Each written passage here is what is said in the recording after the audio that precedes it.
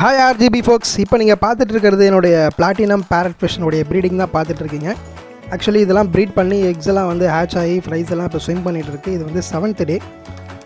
So ப்ரீவியஸாக என்னுடைய shorts எல்லாம் வாட்ச் பண்ணுறவங்களுக்கு தெரியும். நான் வந்து பார்த்திங்கன்னா ப்ரீடிங் செட்டப்லேருந்து எக்ஸ்லேருந்து டே 1லேருந்து நம்மளுடைய சேனலில் இந்த ஷார்ட்ஸ்லாம் போஸ்ட் பண்ணிகிட்ருக்கேன்.